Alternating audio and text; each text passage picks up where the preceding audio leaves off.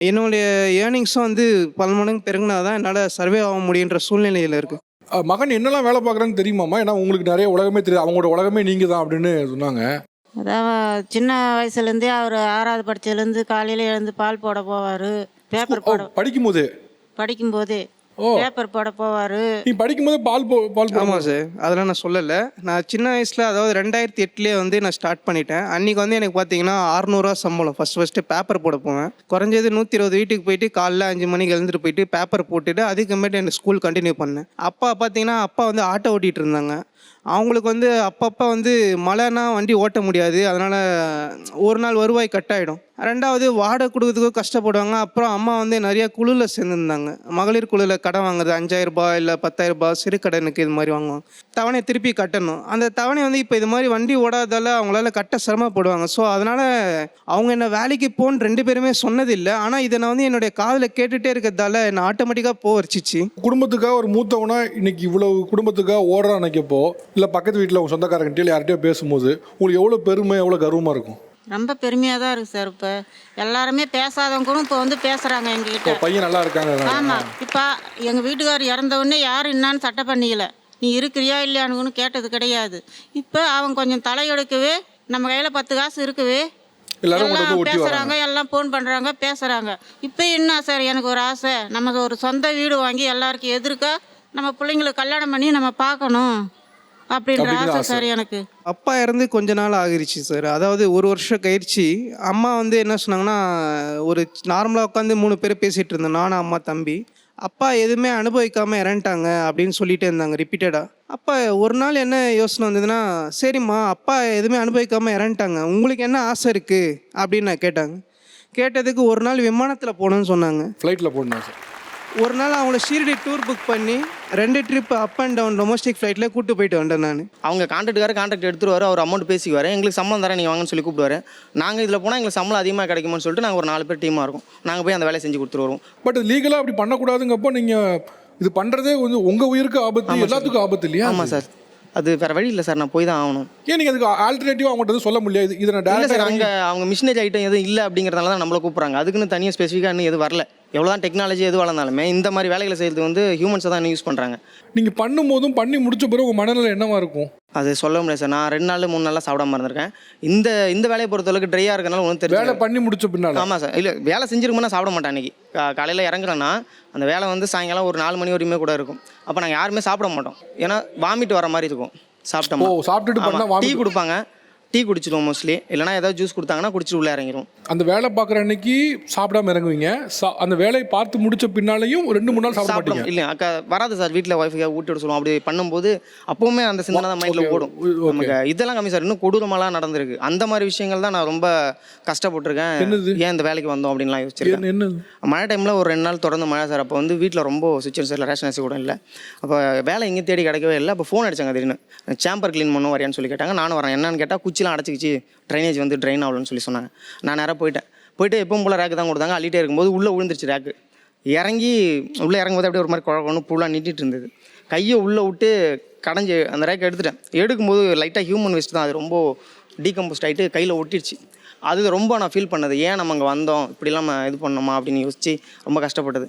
அது ஜுரம் 2-3 நாள் வந்து ஜுரம் வீட்டில் இருந்திருக்கேன். அந்த மாதிரி வேலைக்கு செஞ்சேன். இப்போ இது செய்யும்போது என்னென்னா நம்மளை கேவலமாக பார்க்குறாங்க.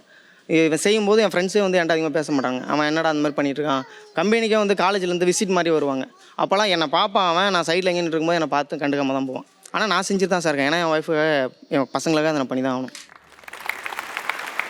அவர் ஒரு நாள் இப்போ இந்த போய் ட்ரைனேஜோ செப்டிக்கோ அதை க்ளீன் பண்ணிவிட்டு அவர் சாப்பிடாமல் வந்துட்டு திருப்பி 3 நாள் சாப்பிடாமல் இருக்காருங்கப்போ உங்களுக்கு எவ்வளோ கஷ்டமாக இருக்கும்? ஒரு ஆள் ஃபேமிலிக்காக ஓடுறாரு தான், பட் சாப்பிடவும் முடியாமல் 2-3 நாள் சாப்பிடவும் முடியாமல் வாமிட் சென்சேஷனோட இருக்காருங்கிறது உங்களுக்கு சொல்லவே மாட்டாருங்க சார். சில பேர்லாம் வேலை மேலே இருக்கிற கோவத்தை வீட்டில் இருக்கிறவங்கள்ட்ட காட்டுவாங்க.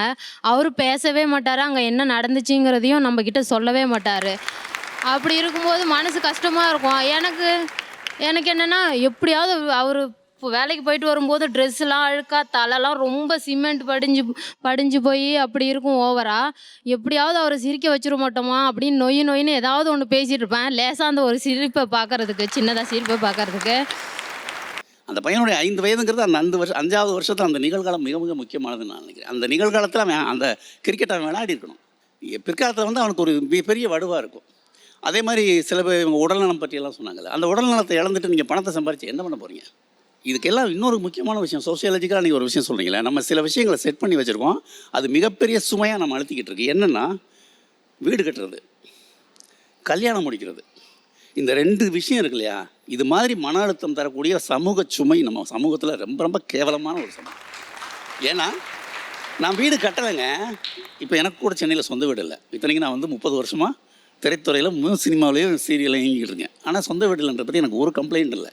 என்ன காரணம்னா, பல பேர் சொன்னாங்க இஎம்ஐ போட்டு வாங்கன்னு.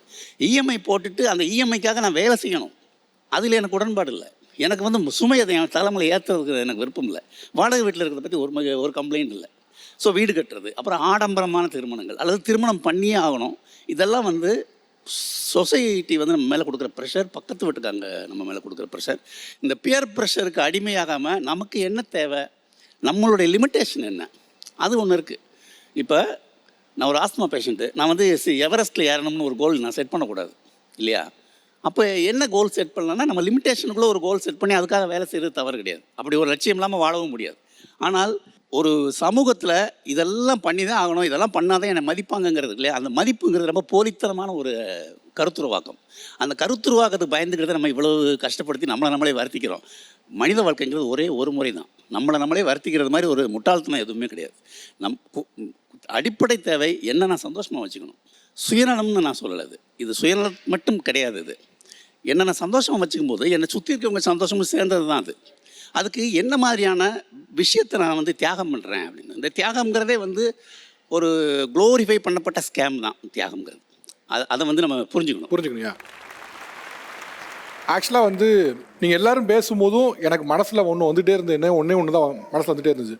இந்த உலகத்தில் எல்லா பிரச்சனைக்கும் காரணம் ஒன்று இருக்குன்னா அது பணம்.